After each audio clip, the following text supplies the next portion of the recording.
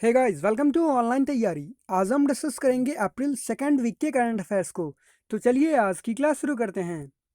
आज का सबसे पहला क्वेश्चन हमारा कि मानव अंतरिक्ष उड़ान का अंतर्राष्ट्रीय दिवस यानी कि international day of human space flights ये किस दिन मनाया जाता है। तो ये हर एक साल 12 अप्रैल को मनाया जाता है। ये 12 अप्रैल को क्यों मनाया जाता है? क्योंकि इसी दिन 12 अप्रैल 1961 को ही यूरी गैगरिन पहले व्यक्ति बने थे जिन्होंने स्पेस में कदम रखा था। तो इसलिए ये दिन हर एक साल 12 अप्रैल को ही मनाया जाता है। फिर नेक्स्ट क्वेश्चन है कि विजडन द्वारा 2019 में दुनिया के सर्वश्रेष्ठ क्रिकेटर के रूप में किसे नामित किया गया है। तो ये जो अवार्ड दिया जाता था, ये जो सम्मान दिया जाता था, वो लगातार 3 साल से किसे दिया जा रहा था? विराट कोहली को 2016 में, 2017 में और 2018 में। लेकिन 2019 में ये सम्मान सम्मान किसे दिया गया? तो बेन स्टोक्स को दिया गया, जो कि कहाँ के क्रिकेटर हैं? इंग्लैंड के क्रिकेटर हैं। और विजडन का जो मैगजीन आता है वो 2000 विजडन विजडन का मैगजीन है 2020 में, लेकिन 2019 के सर्वश्रेष्ठ क्रिकेटर के रूप में इन्हें नामित किया गया है, बेन स्टोक्स को। तो ये आप ध्यान में रखिएगा। वहीं पे महिला श्रेणी में ये अवार्ड किसे दिया गया है? तो एलिस पेरी को मिला है ये अवार्ड, और जो कि ऑस्ट्रेलिया की हैं। और वहीं पे T20 leading cricketer of the world के रूप में किसे नामित किया गया है? तो आंद्रे रसल को, जो कि कहाँ के हैं? वेस्ट इंडीज के हैं। तो इन सारे फैक्ट्स को आप ध्यान में रखिएगा। फिर नेक्स्ट क्वेश्चन है कि वर्ल्ड होम्योपैथी डे ये कब मनाया जाता है। तो वर्ल्ड होम्योपैथी डे ये हर एक साल 10 अप्रैल को मनाया जाता है। ये 10 अप्रैल को ही क्यों मनाया जाता है? क्योंकि इसी दिन सैमुअल हैनेमैन, जो कि जिन्हें कि फादर ऑफ होम्योपैथी के नाम से जाना जाता है, इनका जन्म हुआ था। ये इनकी बर्थ एनिवर्सरी है 10 अप्रैल। तो इसलिए ये आप ध्यान में रखिएगा। और इस बार वर्ल्ड होम्योपैथी डे का थीम क्या है? तो थीम है enhancing the scope of homeopathy in public health. तो थीम भी आप ध्यान में रखिएगा। और ये किस दिन मनाया जाता है ये भी आप ध्यान में रखिएगा। ये इंडिया में होम्योपैथी डे किसके द्वारा मनाया गया, किस मंत्रालय के द्वारा? तो आयुष मंत्रालय के द्वारा। वैसे अभी जो कोविड का चल रहा है तो इसीलिए कुछ बृहद तरीके से नहीं किया गया, बस मना लिया गया। फिर नेक्स्ट क्वेश्चन है कि the art of her deal the the untold story of Melania Trump ये पुस्तक किसके द्वारा लिखी गई है? तो मेलेनिया ट्रंप ये कौन है? ये हैं डोनाल्ड ट्रंप की पत्नी। और ये पुस्तक जो लिखी गई है, ये पुस्तक लिखी गई है मैरी जॉर्डन के द्वारा। मैरी जॉर्डन के द्वारा। और मैरी जॉर्डन जो है ये पुलित्जर प्राइज विनर भी रह चुकी हैं, जिनके द्वारा ये बुक लिखा गया है। इस बुक में जो मेलेनिया ट्रंप की जो 100 जो इंटरव्यूज़ हैं, उनके उस इंटरव्यूज़ में से जो अच्छी अच्छी बातें हैं, जो प्रोत्साहित करने वाली बातें हैं, बहुत सारी बातें हैं, वो इस बुक में रखा गया है। The art of her deal the untold story of Melania Trump. फिर नेक्स्ट क्वेश्चन है कि भारत सरकार ने कोविड-19 आपातकालीन प्रतिक्रिया और स्वास्थ्य प्रणाली की तैयारी पैकेज के लिए कितने हजार करोड़ रुपए की घोषणा की है। तो अभी हाल ही में भारत सरकार ने 15,000 करोड़ रुपए की घोषणा की है। अब ये 15,000 करोड़ रुपए जो हैं, जिसमें से 7,500 से ऊपर करोड़ जो रुपए हैं वो तुरंत खर्च कर दिए जाएंगे। समझिए तो 2020 में ही ये खर्च कर लिए जाएंगे, 2 से 3 महीने के अंदर। लेकिन बाकी बचे पैसों को जो है 1 से 4 साल के बीच में इसको ख़त्म किया जाएगा। यानी कि जो कोविड-19 से ही लड़ने के लिए, चाहे मान लीजिए कि केस बढ़ता है या फिर और भी रिसर्च करने में पैसे लगते हैं, तो इसमें ये पैसा दिया जाएगा। तो टोटल जो पैसा दिया गया है वो 15,000 करोड़ रुपए की घोषणा की गई है। फिर नेक्स्ट क्वेश्चन है कि राष्ट्रीय सुरक्षित मातृत्व दिवस यानी कि नेशनल सेफ मदरहुड डे ये कब मनाया जाता है? तो ये हर एक साल 11 अप्रैल को मनाया जाता है, नेशनल सेफ मदरहुड डे। यह इस दिन प्रेग्नेंट लेडीज के स्वास्थ्य की उचित देखभाल और डिलीवरी संबंधी जागरूकता फैलाने के लिए ये डे हर एक साल मनाया जाता है। फिर नेक्स्ट क्वेश्चन है कि हाल ही में शांति हीरानंद चावला का निधन हो गया, वह किस क्षेत्र से संबंधित थीं? तो ये एक क्लासिकल सिंगर थी, शांति हीराचंद चावला, सॉरी हीरानंद चावला। तो ये एक क्लासिकल सिंगर थी और इन्हें पद्मश्री अवार्ड से भी सम्मानित किया गया था। तो इनका अभी हाल ही में निधन हो गया है। फिर नेक्स्ट क्वेश्चन है कि हाल ही में पीटर बोनेटी का निधन हो गया, वह किस खेल से संबंधित थे? तो पीटर बोनेटी को द कैट के नाम से भी जाना जाता था, द कैट के नाम से। और ये किस खेल से संबंधित थे? ये थे फुटबॉलर इंग्लैंड और चेल्सी के लिए खेलते थे, और ये बेसिकली गोल कीपर थे। फिर नेक्स्ट क्वेश्चन है कि सैनिटाइजर सुरंग स्थापित करने वाला पहला रेलवे स्टेशन कौन सा बना है? तो देखिए, अभी जितने सारे क्वेश्चन अगर 70 क्वेश्चन अगर निकल के आते हैं, तो उसमें से 50 क्वेश्चन वो कोरोना वायरस से ही रिलेटेड है, क्योंकि कोई भी इवेंट नहीं हो रहा है, कोई भी स्पोर्ट्स इवेंट नहीं हो रहा है, कहीं पे किसी चीज़ की घोषणा नहीं हो रही है। जितने सारे जो इवेंट होने थे वो सारे के सारे कैंसिल हो गए हैं, पोस्टपोन हो गए हैं। तो जो जितने सारे क्वेश्चन हैं वो कोविड से रिलेटेड ही हैं। लेकिन यहाँ पे मैंने जो इम्पोर्टेंट जो क्वेश्चन पूछे जा सकते हैं आने वाले एग्जाम में 6 महीने बाद या फिर साल भर बाद, कि कोरोना वायरस के चलते क्या क्या किया गया या फिर क्या क्या हुआ था, जहाँ से क्वेश्चन पूछे जाएँ, उसी क्वेश्चन को मैंने यहाँ पे रखा है। जैसे कि ये क्वेश्चन इंपॉर्टेंट है, क्योंकि पहला है कि सैनिटाइजर सुरंग स्थापित करने वाला पहला रेलवे स्टेशन कौन सा बना? यानी कि जब जब आप उस रेलवे स्टेशन पे जाएंगे, तो वहाँ वहाँ के कर्मचारी हों या फिर वहाँ जब रेलवे की सेवा शुरू होगी, तब वहाँ से गुजरना ही होगा, और आप गुजरने के साथ ही आप खुद ब खुद सैनिटाइज हो जाएंगे। तो ये किया गया है अहमदाबाद रेलवे स्टेशन पर। अहमदाबाद रेलवे स्टेशन गुजरात के कालीपुर का अहमदाबाद रेलवे स्टेशन है ये, जहाँ पे सैनिटाइजर टनल लगाया गया है। फिर नेक्स्ट क्वेश्चन है कि इंटरनेशनल मॉनेटरी फंड की प्रबंध निदेशक क्रिस्टलिना जॉर्जियवा के 12 सदस्यीय सलाहकार समूह में किस पूर्व रिजर्व बैंक के गवर्नर को नियुक्त किया गया है? तो इंटरनेशनल मॉनेटरी फंड, जिसका हेडक्वार्टर वाशिंगटन डीसी में है और जिसकी एमडी क्रिस्टलिना जॉर्जियवा हैं, उन्होंने एक 12 सदस्यीय सलाहकार समूह बनाया है, जिसमें इंडिया के पूर्व रिजर्व बैंक के गवर्नर भी हैं, और इनका नाम है रघुराम जी राजन, जो कि प्रेजेंट टाइम में शिकागो यूनिवर्सिटी में प्रोफेसर भी हैं। फिर नेक्स्ट क्वेश्चन है कि कोविड-19 महामारी के कारण 2020 में किस संगठन के अनुसार एशिया में 0% वृद्धि दर देखी जा सकती है? यानी कि जो एशिया का जो जीडीपी ग्रोथ रेट जो होगा, वो 0% होगा, 1% भी नहीं होगा। तो ये किसके अनुसार कहा गया है? ये कहा गया है इंटरनेशनल मॉनेटरी फंड के अनुसार ही, कि एशिया का जो ग्रोथ रेट जो होगा वो 0% होगा। और इसमें इंडिया के बारे में भी और चाइना के बारे में भी कहा गया, तो हम वो आगे डिस्कस करेंगे।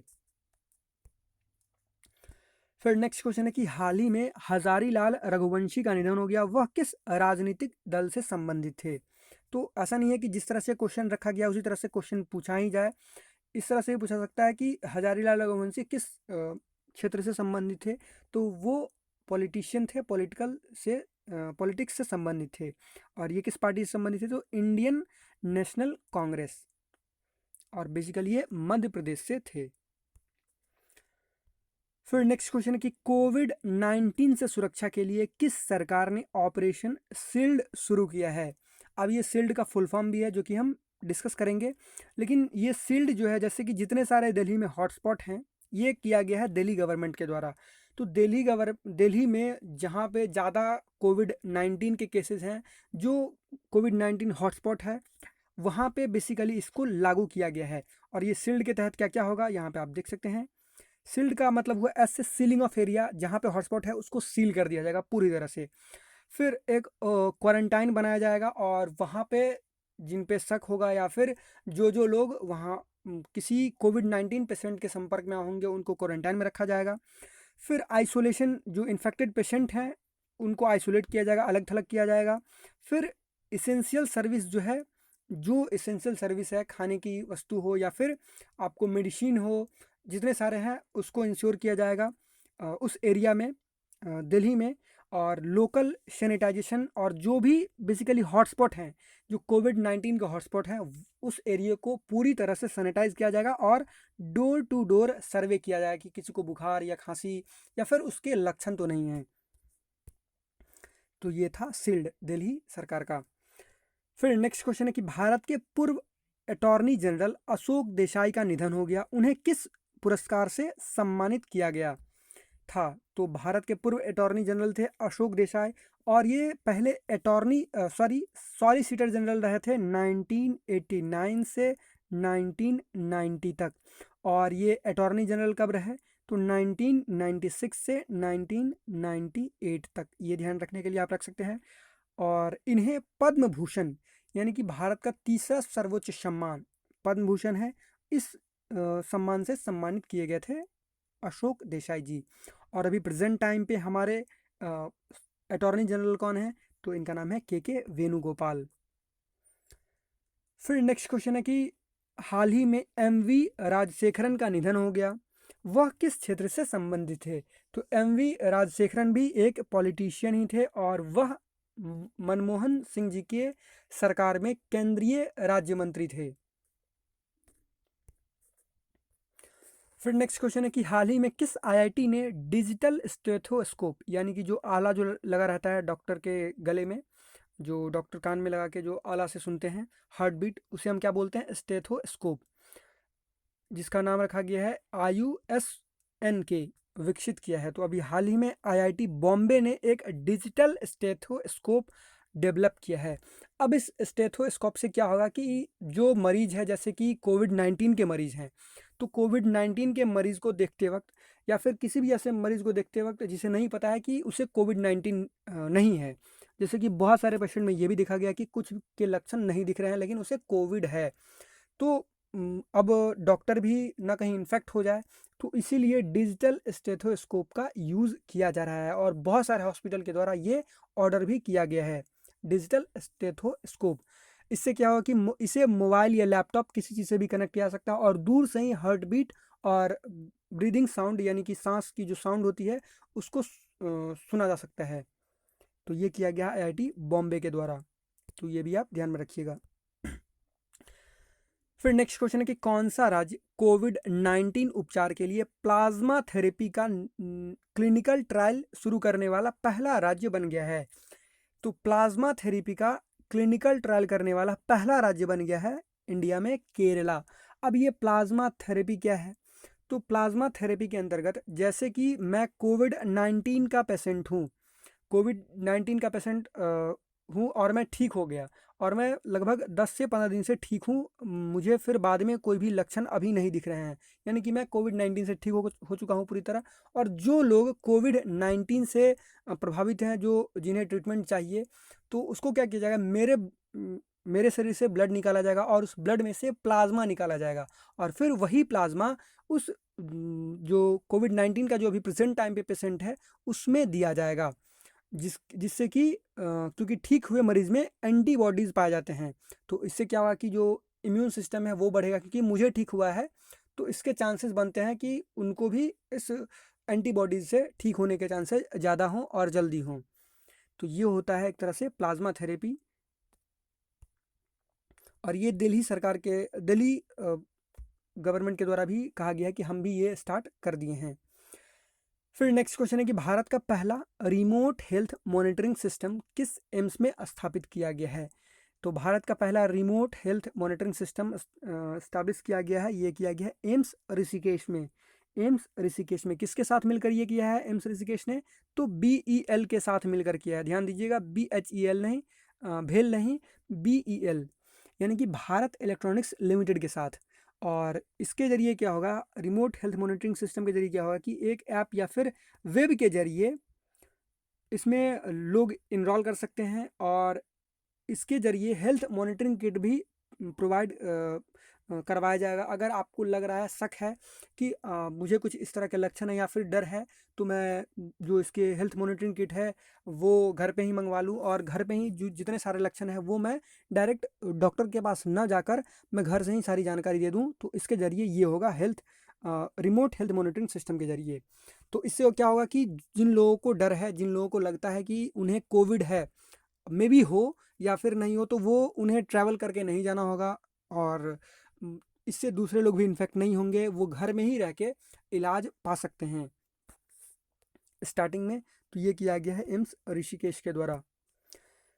फिर नेक्स्ट क्वेश्चन है कि सोशल इनोवेशन के लिए एडिशन पुरस्कार किसने जीता, तो एडिशन पुरस्कार जो है ये किसके याद में दिया जाता है, तो थॉमस अल्वा एडिशन की याद में, जिन्होंने बल्ब की खोज की थी। तो ये आप ध्यान रखिएगा, बल्ब को बनाया था, डिस्कवर किया था, तो ये दिया गया है टाटा पावर को। टाटा पावर को। तो एडिशन अवार्ड में बहुत सारे अवार्ड दिए जाते हैं, इसमें से एक ये है सोशल इनोवेशन। तो ये दिया गया टाटा पावर को, इसीलिए यही हमारे लिए इम्पोर्टेंट है। फिर नेक्स्ट क्वेश्चन है कि किस देश ने 2019 में WIPO यानी कि वर्ल्ड इंटेलेक्चुअल प्रॉपर्टी ऑर्गेनाइजेशन के साथ दायर अंतर्राष्ट्रीय पेटेंट आवेदनों के शीर्ष स्रोत के रूप में संयुक्त राज्य अमेरिका को पीछे छोड़ दिया है? यानी कि किस देश ने विपो में अभी तक 2019 में सबसे ज़्यादा पेटेंट के आवेदन डाले हैं, एप्लीकेशन दिया है पेटेंट के लिए कि हमें इतने चीज़ को पेटेंट कराना है। तो सबसे ज़्यादा पहले किसका होता था? पहले हर एक बार होता था अमेरिका का ही, लेकिन अमेरिका को पीछे छोड़ दिया। वो इस देश का नाम क्या है? चाइना।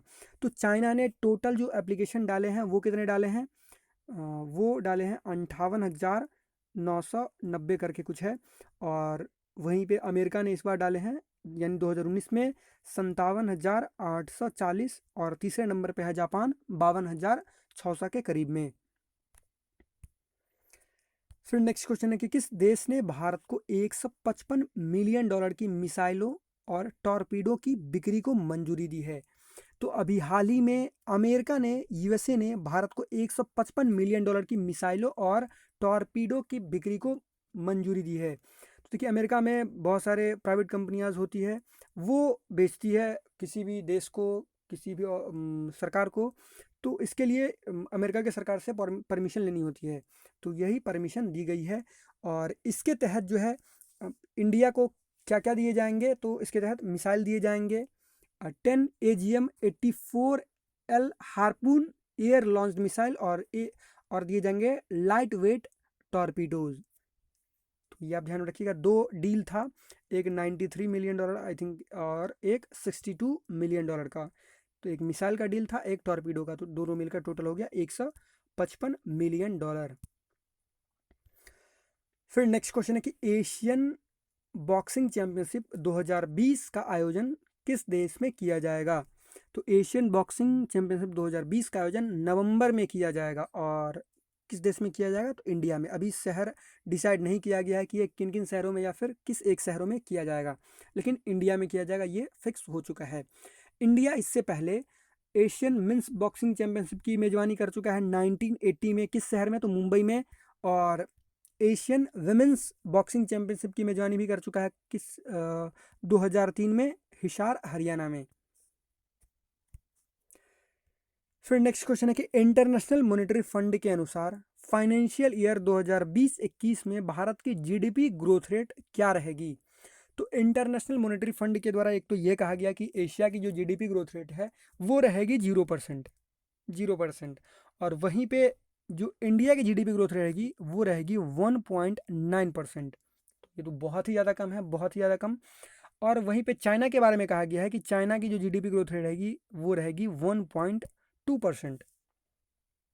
तो हम चाइना से कम अच्छे हैं। फिर नेक्स्ट क्वेश्चन है कि विश्व कला दिवस यानी कि वर्ल्ड आर्ट डे ये किस दिन मनाया जाता है? तो वर्ल्ड आर्ट डे ये हर एक साल 15 अप्रैल को मनाया जाता है। और 15 अप्रैल को किसका बर्थडे है जिस दिन ये वर्ल्ड आर्ट डे मनाया जाता है? तो लियोनार्डो डा विंची का बर्थ एनिवर्सरी है। तो ये आप ध्यान में रखिएगा। और लियोनार्डो डा विंची ने ही मोनालिसा की जो पेंटिंग थी वो बनाई थी। और लियोनार्डो डा विंची का जो जन्म था वो 1400 से 1500 ईस्वी के बीच की ये बात है, जब लियोनार्डो डा विंची ने मोनालिसा की तस्वीर बनाई थी, उस समय की बात है। और अभी तक वो पॉपुलर है। फिर नेक्स्ट क्वेश्चन है कि कोविड-19 संक्रमण के लिए पूल टेस्टिंग शुरू करने वाला भारत का पहला राज्य कौन सा है? अब ये पूल टेस्टिंग क्या है? सबसे पहले तो ये देख लेते हैं कि पूल टेस्टिंग शुरू करने वाला भारत का पहला राज्य है उत्तर प्रदेश। अब पूल टेस्टिंग के जरिए क्या होगा कि इसमें बहुत सारे टेस्ट किए जाएंगे उस स्टेट में, उत्तर प्रदेश में। इसमें यह किया जाएगा कि एक जगह पे जाके 10 टेस्ट किया जाएगा, 10 टेस्टिंग किए जाएंगे, और फिर उस 10 टेस्ट को मिलाकर, जैसे कि कोई एक एरिया होगा उसमें जाकर 10 टेस्ट किए जाएंगे, फिर 10 टेस्ट को फिर से मिलाया जाएगा, और फिर उसको टेस्ट किया जाएगा कि कहीं तो परिणाम कोविड के पॉजिटिव तो नहीं आ रहे हैं, और इससे ये समझा है कि ये क्षेत्र जो है अब कोविड फ्री है। यानी कि वहाँ पे टेस्टिंग भी हो गई, बहुत सारी टेस्टिंग हो गई। अब एक एक को तो टेस्ट नहीं किया सकता है, 130 करोड़ जनता है तो 130 करोड़ तो टेस्ट नहीं किया सकते हैं, लेकिन जैसे कि कहीं पे 100 व्यक्ति हैं, अगर वहाँ पे 10 टेस्टिंग हो गए तो वहाँ पे अप्रॉक्स पता चल जाएगा कि हाँ यहाँ पे कोविड के कोई भी पेशेंट नहीं होंगे। तो पूल टेस्टिंग जो है ये किया गया है उत्तर प्रदेश में। फिर नेक्स्ट क्वेश्चन है कि भारतीय रिजर्व बैंक ने रिवर्स रेपो रेट में कितने परसेंट कटौती करने की घोषणा की है। तो अभी हाल ही में कुछ ही दिनों पहले 75 बेसिस पॉइंट कमी की थी आरबीआई ने, और फिर से आरबीआई के गवर्नर शक्तिकांत दास ने खुद ही कहा है कि रिवर्स रेपो रेट की दर को कितने बेसिस पॉइंट तक कम कर दिया गया, सॉरी यहाँ पे 0.25% होना चाहिए, यानी कि 25 बेसिस पॉइंट तक रिवर्स रेपो रेट को कम कर दिया, यानी कि अब लोन और भी सस्ता हो जाएगा। और जो कम होकर कितना हो गया है रिवर्स रेपो रेट, तो 3.75%। फिर नेक्स्ट क्वेश्चन है कि अमेरिकी राष्ट्रपति चुनाव 2020 के लिए डेमोक्रेटिक पार्टी के उम्मीदवार कौन बने हैं। तो जो अमेरिका में जो 2020 का प्रेसिडेंशियल इलेक्शन जो होगा उसके लिए डेमोक्रेटिक पार्टी के जो कैंडिडेट थे वो कौन थे, बर्नी सैंडर्स। लेकिन ये अब चुनाव नहीं लड़ेंगे, प्रेसिडेंशियल इलेक्शन नहीं लड़ेंगे, और डेमोक्रेटिक पार्टी से लड़ेंगे जो बिडेन, और रिपब्लिकन पार्टी से तो ट्रंप हैं ही। तो इसका आंसर क्या होगा, जो बिडेन। ये वाइस प्रेसिडेंट भी रह चुके हैं ओबामा की सरकार में। फिर नेक्स्ट क्वेश्चन है कि who is the author of the book the Wizenard series season 1। तो द विजनार्ड सीरीज सीजन 1 पुस्तक के लेखक कौन हैं। अब देखिए आपने अगर पढ़ा होगा तो इसकी जो बुक है ये एक तरह की सीरीज है, और ये सीरीज किस पर आधारित है, तो कोबे ब्रायंट के ऊपर आधारित है। और बहुत सारे जगहों पे आपको कोबे ब्रायंट ही ऑथर का नाम मिलेगा, लेकिन ये ऑथर नहीं है, इनके द्वारा ये सीरीज़ क्रिएट की गई है, लेकिन ये इसके जो ऑथर हैं वो हैं वेज़ले किंग। तो कोबे ब्रायंट का अभी हाल ही में 2-3 पहले महीने निधन हो गया था, और ये अमेरिकन बास्केटबॉल प्लेयर थे। तो ये ध्यान रखिएगा। और इस बुक के ऑथर कौन है, वेस्ले किंग। तो चलिए अब 2-3 न्यूज़ है उसको डिस्कस कर लेते हैं। सबसे पहला न्यूज़ है कि ADB stores India of 2.2 billion US dollar support to fight against कोविड-19 पैंडेमिक। तो एशियन डेवलपमेंट बैंक जिसका हेडक्वार्टर मनीला फिलीपींस में है, उसने इंडिया को श्योर किया है, कहा है कि हम जो कोविड-19 महामारी से निपटने के लिए हम आपको 2.2 बिलियन यूएस डॉलर देंगे सहायता के रूप में, अप्रॉक्स 16,500 करोड़ रुपए सहायता के रूप में देंगे, जिससे कि आप जो हेल्थ सेक्टर को सही कर पाएँ, और साथ ही साथ जो जितने सारे पीपीई हो या फिर बहुत सारे वेंटिलेटर हो ये भी कर पाएँ, और साथ ही साथ वहाँ के जो इकोनॉमिक जो ग्रोथ रेट है उसको भी बढ़ा पाएँ। तो इसके लिए 2.2 बिलियन यूएस डॉलर का सपोर्ट दिया जाएगा, ये कहा है एशियन डेवलपमेंट बैंक ने। फिर नेक्स्ट न्यूज है कि world's most famous cycling race Tour de France postpone in wake of corona virus pandemic. दुनिया का सबसे फेमस साइकिलिंग रेस होता है टूर डे फ्रांस, और ये फ्रांस में होता है, और इस बार कब से कब तक होना था, तो 27 जून से ये स्टार्ट था, 3 वीक तक चलता, और इसमें 21 स्टेज होते इस बार, और 218 किलोमीटर का ये रेस होता। लेकिन कोविड-19 के चलते इसे पोस्टपोन कर दिया गया है, और ऐसा पहली बार नहीं है कि ये पहली बार पोस्टपोन हुआ है, इससे पहले वर्ल्ड वार 1 के समय भी ये पोस्टपोन हो चुका था। वर्ल्ड वार 1 कब हुआ था, 1914 से 1918 तक। और वहीं पे अगर हम बात करें तो वर्ल्ड वार 2 के समय में भी, लेकिन वर्ल्ड वार 2 के समय में ये पोस्टपोन हुआ था 1946 में, जबकि वर्ल्ड वार 2 1945 में ही ख़त्म हो गया था। 39 से 45 तक चला था वर्ल्ड वार 2, लेकिन उसके चलते जो हानि हुई थी फ्रांस में, उसके चलते 1946 का कैंसिल कर दिया गया था। यहाँ पर आप देख सकते हैं। फिर लास्ट न्यूज़ है कि India sends 5022 metric tons of wheat to Afghanistan, यानी कि भारत ने जो 75,000 मेट्रिक टन्स जो गेहूँ देने थे अफ़गानिस्तान को जो वादा किया था अफ़गानिस्तान को कि गिफ्ट के रूप में हम इतना देंगे अफ़गानिस्तान को, उसमें से 5022 मीट्रिक टन गेहूं दिया है अफ़गानिस्तान को इंडिया ने। और जो पोर्ट किस पोर्ट से गया है, कांडला पोर्ट जो कि गुजरात में है। और किस पोर्ट पर जाकर पहुंचा है, तो छावार पोर्ट जो कि ईरान में है, और वहां से बाय रोड ये अफ़गानिस्तान जाएगा। तो ये आप ध्यान में रखिएगा। और साथ ही साथ इंडियन एम्बेसी अफगानिस्तान में ये कहा गया है कि इंडियन एम्बेसी के द्वारा कि न्यू दिल्ली जो है यानी कि भारत सरकार जो है 5 लाख हाइड्रोक्सी क्लोरोक्विन टैबलेट भी जल्द ही भेजेगी। और भारत सरकार जो है लगभग हाइड्रोक्सी क्लोरोक्विन टैबलेट को जो है लगभग 50 से 54 देशों में भेजेगी। तो ये भी आप ध्यान में रखिएगा। तो ये है वीडियो का अंत। आई होप आपको ये वीडियो अच्छा लगा हो, और अगर आपको ये वीडियो अच्छा लगा हो तो प्लीज़ इसको लाइक कीजिएगा, इस वीडियो को शेयर कीजिए, और हमारे चैनल ऑनलाइन तैयारी को सब्सक्राइब कीजिए, जिससे आपको हमारी आने वाली वीडियो मिलती रहे। धन्यवाद।